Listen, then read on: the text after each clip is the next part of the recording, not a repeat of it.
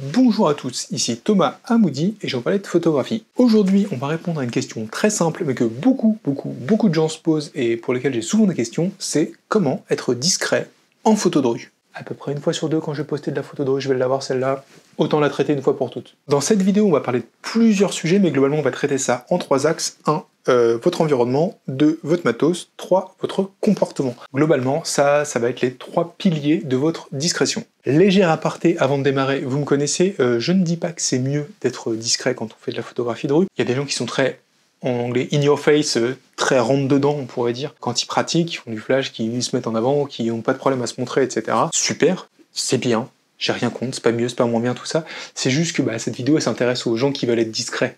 Donc forcément, on va pas parler de l'autre pratique, puisque le but c'est de répondre à la question de comment faire quand on veut être discret. Voilà, tout simplement. Donc comment être discret? Première étape, connaître votre environnement. La photographie de rue, c'est pas toujours aussi difficile selon où et quand vous la faites. Tenez-vous bien. En fait, on peut classer un peu les lieux en fonction de est-ce que c'est touristique ou pas, est-ce qu'il y a beaucoup de passages ou pas, et du coup ça vous rend anonyme, et est-ce que c'est une grande ville un petit peu ou pas. Donc tout en haut de ça, pour être très schématique, l'endroit le plus simple où faire de la photographie de rue dans le monde, enfin en France, on va dire ce serait par exemple la place Saint-Michel à Paris, toutes les zones très touristiques de Paris, le Trocadéro, tout ça.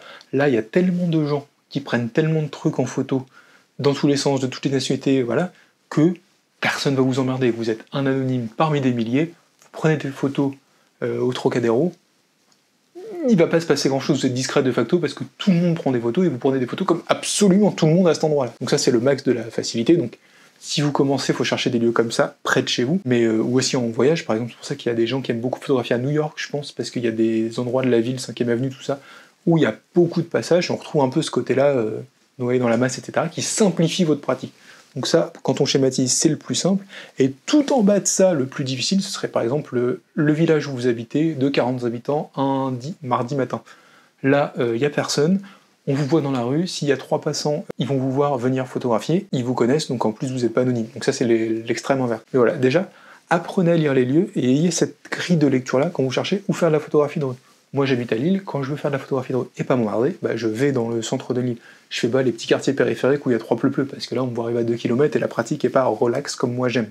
Donc ça, c'est la première grille de lecture qui va décider des lieux où vous pouvez ou non pratiquer la photographie de rue en étant discret. Parce qu'il y a évidemment des lieux où vous ne pouvez pas être discret de facto, donc ça sert à rien de chercher à l'être. Cette grille-là, vous pouvez l'affiner. Vous pouvez l'affiner avec plusieurs éléments, notamment en connaissant très bien les lieux où vous allez photographier. Je l'ai dit 1 milliard de fois, j'ai fait beaucoup de photographies de rue dans le métro. Une des façons d'être discret, c'est de connaître les bruits.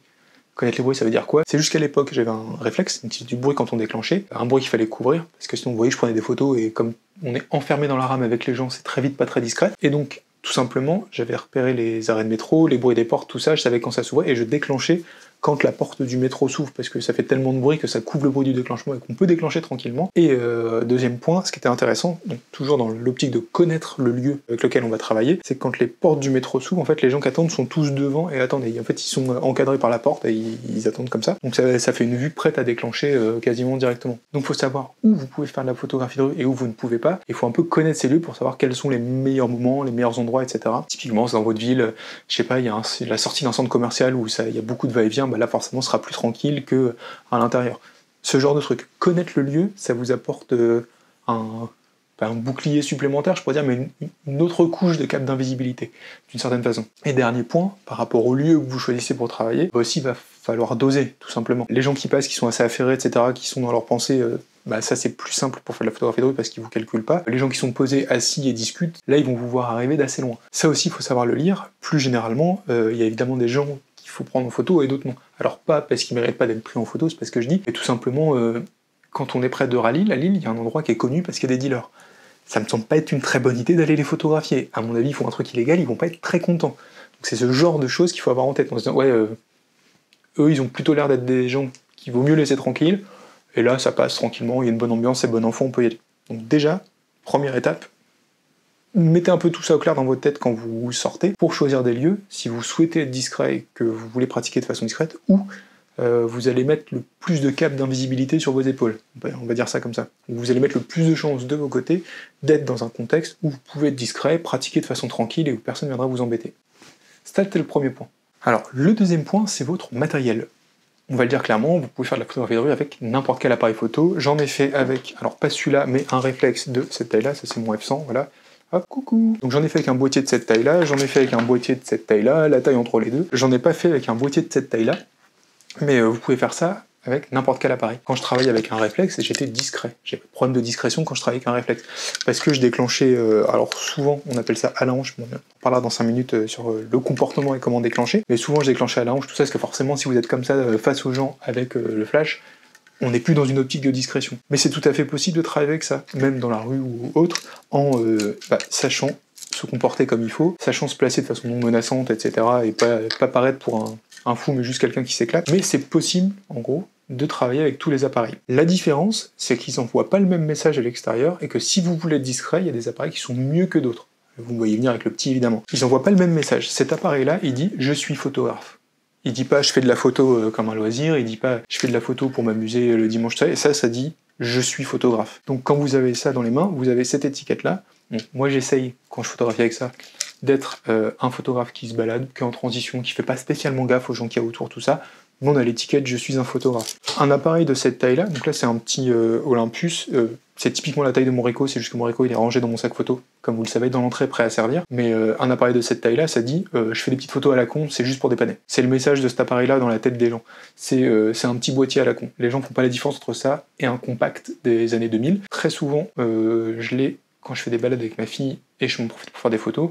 Ça dit je suis un papa qui fait des photos de ses enfants. Voilà, on n'a pas l'étiquette photographe quand on a ça, donc vous avez plus de discrétion avec un appareil de cette taille-là, que ce soit en argentique, en numérique, peu importe, mais le message que vous avez, c'est ça. Je fais des photos de loisirs, de vacances, de souvenirs, etc. Je me fiche de vous, si vous êtes sur mes photos, c'est une erreur. Voilà. Ça signifie ça. Et enfin, le dernier type d'appareil pour faire de la photo de rue, alors je dis ça parce qu'il y en a qui ont été faites avec, du Vision Meilleur, de plein de choses comme ça ont été faites avec ce genre d'appareil. Moi j'en ai pas fait avec parce que ça coûte une burne en fait, il y a beaucoup de ratés en photographie de rue, la vue ratée avec ça coûte très très cher entre le scan, tout ça, bref. C'est pas pour ça que je vous en parle, c'est pas de cet appareil là exactement dont je vous parle, même presque, c'est juste le boîtier qui dit je suis un passionné de photographie mais je suis rigolo, t'inquiète. Ça veut dire ça. Ça veut pas dire que je suis un photographe comme l'autre pro, entre guillemets, machin, tes photos vont être sur internet, c'est mon métier. Ça dit j'aime bien la photo, je fais des trucs marrants, regarde. Si par exemple vous êtes dans la rue, que vous faites des photographies avec ça, vous avez une chance sur deux que sur 1 heure ou 2 heures de prise de vue, quelqu'un vienne vous demander ce que vous faites, c'est quoi votre appareil, comment ça marche. Parce que ça, on n'en voit pas souvent et ça intrigue les gens. Les réactions sont généralement plutôt positives parce que les gens sont curieux que vous vous baladiez avec un truc qui paraît bizarre quand même comme ça marche, c'est quoi, c'est du film dedans, tiens mon père en avait un, tout ça, ça suscite les conversations et ça dégage une ambiance plutôt cool. Alors je dis ça, c'est tous les gros trucs qui sont pas courants. Une chambre photographique, un appareil panoramique, tous les trucs qui vont changer un petit peu de l'ordinaire. Ça, c'est le message que ça donne. Donc, votre matériel va influencer votre capacité à être discret. Très discret par définition. Le réflexe l'est moins, l'appareil marrant l'est moins, mais ça vous attire des bonnes ondes. Vraiment, quand vous êtes dans la rue avec ce genre d'appareil, c'est « Ah, il y a un type marrant qui fait des photos avec un vieux truc. » Voilà, on ne pense pas à mal quand on vous voit avec ça. On se dit pas « Tiens, ça, c'est un pervers qui va faire des photos comme ça avec son appareil pour les mettre sur internet et les échanger avec d'autres vieux monsieur. » C'est pas l'idée. Donc votre matériel va influencer votre capacité à être discret ou non, et il y a un point de jonction, quelque part, entre votre focale et votre comportement. C'est entre les deux parties de cette vidéo. En gros, la focale va décider de la distance à laquelle vous allez être de votre sujet. Moi, j'aime bien travailler avec des angles assez larges, donc souvent du 24 mm, un truc comme ça, je crois 28 au Ricoh, équivalent à peu près, 35, en général, autour de 35 mm équivalent plein format, donc j'aime bien ça. C'est-à-dire que je suis proche des gens quand je déclenche. Mais je suis proche des gens, je suis pas caché. C'est plutôt quelque chose qui est rassurant. Voilà, c'est pas un type avec un zoom à 200 mètres qui est en train de me photographier. Qu'est-ce qu'il fout ce gars? C'est le mec qui est devant moi, qui a son appareil, qui a pris une photo. Des fois, les gens regardent l'appareil, se demandent ce qu'il fait, mais voilà, comme je vous dis, c'est un petit appareil, ça attire pas spécialement de questions, c'est un petit boîtier, on se demande pas trop. Mais du coup, la focale va jouer sur votre comportement. Plus vous allez être loin avec un zoom, plus quelque part vous allez être suspicieux et louche. Vous vous dites, mais qu'est-ce qu'il fait ce type super loin là, pourquoi il prend des photos et tout, c'est bizarre. Alors que si vous êtes dans la scène en train de vous balader, vous croisez les gens, vous n'avez pas de raison de vous cacher, donc vous êtes par nature moins suspect. Mais ça vous oblige, paradoxalement, à plus vous rapprocher des gens. Focale et comportement, c'est assez lié. Naturellement, j'ai l'impression que les gens qui veulent être discrets, qui sont un peu timides, ont tendance à prendre des focales plutôt longues, et du coup, à aggraver le fait qu'ils paraissent un peu bizarres à photographier de loin. Il y a un autre effet à ça, qui est contre-productif à prendre des focales longues quand vous êtes timide, et je vous invite plutôt à faire l'inverse, à avoir des grands angles, et c'est assez lié au comportement, et on va basculer sur ça juste après. J'ai un dernier point à traiter, on va passer sur ça, c'est que quand vous voulez être discret, vous mettez pas l'œil au viseur. Là, vous faites une photographie, là, vous en faites pas une. Pourtant, dans les deux cas, j'appuie sur le déclencheur. La différence, c'est que si vous avez un appareil genre 50 mm, 70, je sais pas quoi, si vous voulez vous éloigner un peu parce que vous êtes timide, bah, la moindre erreur de cadrage, vous cadrez le lampadaire, le sol, etc. Au bout d'un moment, vous connaissez votre focale, si vous shootez comme ça, parce que vous avez l'habitude et vous savez qu'à peu près à cette hauteur-là, vous allez avoir ce que vous avez devant vous, vous avez moins de chances de vous foirer. Parce que ce que vous voyez, c'est quasiment ce que l'appareil voit, c'est à peu près le même angle, et surtout, comme c'est large, vous avez un peu de marge pour récupérer et recadrer derrière. Moi, j'ai pas de religion sur les gens qui cadrent sans regarder dans le viseur. Parce que je l'ai fait 1 milliard de fois, parce que je regarde la scène, je regarde l'écran, je déclenche, je regarde la scène, bah je regarde pas l'écran parce que j'ai pas le temps, mais j'ai tellement déclenché comme ça que je sais à peu près qu'il y aura ce que je veux, je déclenche. Il n'y a pas de guéguerre de valeur de oulala, je regarde l'écran, sinon t'es pas un vrai photographe, j'en ai rien à carrer. Juste, je vous dis, si vous souhaitez être discret, c'est plus intéressant d'être avec un appareil un petit peu grand angle, donc je vous dis 28, 35 par là, parce que vous pouvez déclencher à la volée, vous avez plus de chances que votre sujet soit dans la photographie. Il y a aussi une composante avec laquelle je lutte, qui est le temps où on doit déclencher, enfin le moment. Moi j'ai tendance à déclencher un peu trop tôt dans le doute, en général c'est pas trop grave, parce que j'ai plus d'images que ce qu'il me faut, mais je m'arrête aussi un peu trop tôt et ça m'arrive de rater des images parce qu'il aurait fallu démarrer plus tard et shooter plus tard, quand on en fait 2-3 comme ça. Et donc ça c'est déjà une contrainte qui est assez embêtante. Si on pouvait éviter de se rajouter le cadrage précis, voilà, la scène vous plaît, il se passe un truc, vous pouvez déclencher plus simplement de cette façon-là. Donc si vous êtes timide, plutôt une focale large, voilà, comme ça, et un petit appareil, comme ça vous vous baignez dans la scène, et paradoxalement, au milieu de la foule, personne ne vous voit. Alors que sur les bords à la photographie, évidemment, bah, vous n'êtes pas très discret. Dernier point sur le matos, le flash. Le flash, c'est un truc qui est vu comme le saint graal du mec qui a du courage, qui va au contact, qui est un peu Bruce Gilden quelque part. La réalité, elle est très très différente. Alors, il y a 2 flashs différents en photographie, 2,5 à peu près, on va dire. Donc, il y a déjà quand est-ce que vous utilisez le flash, si c'est le jour ou la nuit, ou des conditions sombres, on pourrait éclairer. Dans ces conditions-là, en effet, le flash, c'est pas très discret parce que il n'y a pas beaucoup de lumière, vous flashez un coup pour dégager les ombres, etc. Là, on va vous voir, on va vous repérer, c'est pas la même pratique. Moi, 9 fois sur 10, quand j'utilise le flash, c'est en pleine journée, en plein soleil.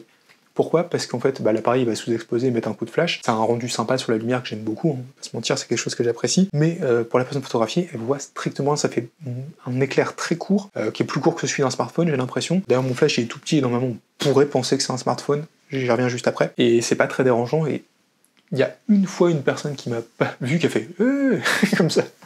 Une dame, parce qu'en fait je suis placé, j'avais le flash dans la main, j'ai déclenché, et elle a fait parce que je pense qu'elle était surprise par le petit éclair, mais elle m'a pas poursuivi, je suis même pas sûr qu'elle soit sur elle-même que je l'ai prise en photo. Elle s'est peut-être juste dit tiens, il m'a mis le flash dans la tête, je suis pas contente. Ça arrive dans la pratique. Désolé madame, si vous regardez cette vidéo, je ne sais pas comment vous avez atterri là. Je parlais de 2 façons et demie de faire de la photographie au flash. Il y a évidemment, comme je dis, en pleine journée où ça minimise énormément la visibilité du flash, et la nuit. Il y a aussi la demi-façon, c'est le flash déporté. Moi, j'utilise jamais un flash directement sur l'appareil photo, pour la simple et bonne raison que vous avez l'appareil photo, vous appuyez, et le flash qui correspond au moment où vous prenez la photo, c'est pas discret du tout, parce que la personne voit que vous la visez, et que l'éclair est sur elle. C'est pas très pratique, on parlera du comportement juste après. Moi, ce que j'aime beaucoup, c'est un collègue photographe qui s'appelle Alex Dino, qui travaille chez Spot. Coucou Alex, si tu regardes cette vidéo, je vous mets son Instagram dans un coin, qui m'avait initié à la photographie au flash. Et lui, il a un flash qui est déporté. Alors lui, il shoot comme ça, parce que c'est un type rigolo, on parlera du comportement juste après. Moi, généralement, j'ai ma banane, j'ai une petite banane dans laquelle il y a mon Ricoh. Je prends mon Ricoh, je prends mon flash, et en fait, je garde la main avec le flash posé sur la banane comme ça. Et en fait, quand je photographie, je fais hop, clac, et en fait, l'éclair part toujours à peu près de mon torse, et l'appareil est en décalé, parce qu'en fait, je peux regarder l'écran en faisant ça, puis après, comme je disais, j'ai l'habitude, etc. J'ai pas forcément besoin d'avoir toujours les yeux dessus quand je shoot. Bref, en faisant ça, les deux sont séparés, et ça ajoute encore de la discrétion, parce que si on voit l'éclair il est pas au même endroit que l'appareil photo, et du coup, quand on croise quelqu'un, on déclenche un petit coup, la photo elle est prise, et la personne va dire tiens, attends, il y a une lumière, hop, terminé. Voilà. Et généralement ça crée pas d'histoire. Et c'est comme ça que j'ai fait de la photographie au flash tout l'été, sans spécialement ce qui se passe quoi que ce soit. J'avoue, j'en ai pas encore fait cet hiver. J'ai profité de l'hiver pour trier plein de vieilles images, pour trier des trucs, etc., avancer d'autres projets, dont le chineur de livres photos. Si vous voulez payer vos livres photos pas cher, j'ai une appli qui scanne une base de données de 3500 livres à peu près, toutes les quelques heures pour vous dégoter les meilleurs prix. Je vous mets un lien dans la description, donc c'est des choses qui m'ont pris du temps. Et j'ai pas trop creusé la photographie au flash quand il y a une lumière plus basse l'hiver, mais en même temps, comme la lumière est pas ouf, ça me fait un peu chier de faire de la photo comme ça. Je sais pas, c'est ma façon de faire, mais en tout cas, avec cette technique, la photographie au flash, en tout cas l'été, c'est tranquille. Et donc mes petits potes, maintenant il faut qu'on parle de la technique de votre comportement. Votre comportement, la façon dont vous êtes dans l'espace public, ça va jouer beaucoup sur est-ce que vous allez être discret ou pas, est-ce que vous allez avoir des ennuis ou pas. Il y a grosso modo deux écoles. Le type cool et sympa, c'est ce que fait Alex dont je parlais. Alex, quand il shoot, il est au flash, il sourit, il a des suites très colorées, etc. Il rigole avec les gens, c'est bon enfant, c'est cool. On peut pas le rater, il est pas discret, il arrive et clac, il prend la photo comme ça, mais il rigole, c'est sympa, machin, il s'amuse. On pense pas que c'est un type qui pense à mal et du coup il n'y a pas spécialement d'histoire et quoi que ce soit. Ça c'est la première approche. La deuxième, c'est de ne pas montrer d'intérêt pour votre sujet. Alors, il faut en avoir, évidemment, quand vous photographiez, vous vous intéressez à ce qui se passe, vous observez, etc., vous êtes dans cette position-là en tant que photographe, mais vous ne le montrez pas. Ça vous dit pas, oh, putain, ah ouais, attends, il passe avec son truc, là, c'est devant ça, c'est ça. Non, faut être un observateur discret, mais efficace, et il y a quelques techniques comme ça qui marchent bien pour faire de la photographie de rue tout en restant discret. Alors, la première, évidemment, surtout que maintenant qu'on a des écrans déportables sur nos appareils photo, je sais que c'est en argentique, il n'y a pas d'écran déportable dessus, mais maintenant qu'il y a des écrans qu'on peut bouger, bah, vous pouvez shooter comme ça, qui est à peu près la même hauteur qu'un TLR, hein, pas de honte à shooter à cette hauteur-là. Vous pouvez faire le type perdu avec ses réglages, donc le type qui galère, voilà, qui a des problèmes, pour déclencher, et quand dans l'écran ça passe, vous déclenchez avec votre autre doigt, comme ça, vous êtes perdu, voilà. Ça marche bien. Mon classique, alors, il y a une nuance pour que ça fonctionne bien, mais c'est le je shoot à côté, je regarde en même temps dans le viseur un petit peu que la personne arrive, et clac, ah j'ai fini pour ma photo, clac, je déclenche. En fait, vous déclenchez une fois là si ça vous amuse, mais vous déclenchez surtout quand la personne arrive devant vous. Ça marche très très bien. Par contre, faut que la mesure d'exposition ne soit pas verrouillée par le déclencheur. Normalement, quand vous appuyez sur votre déclencheur à mi-course, sur la plupart des appareils photo, il va verrouiller l'exposition et l'autofocus. Ça, faut le couper. Faut qu'il ne verrouille que l'autofocus. Alors moi, sur mon Ricoh, on s'en fout parce qu'il est bloqué à 2 mètres, il y a un snap distance, tout ça, je me sers de ça. Mais sinon, faut faire faut soit ne pas mettre le doigt dessus, mais moi j'ai tendance à appuyer un petit peu, donc je préfère faire ça. Soit si vous mettez le doigt, il ne verrouille pas l'exposition, parce que le ciel est souvent beaucoup plus lumineux que le sol, et au moment où vous le déclenchez, sinon vous allez avoir des photos sous-exposées.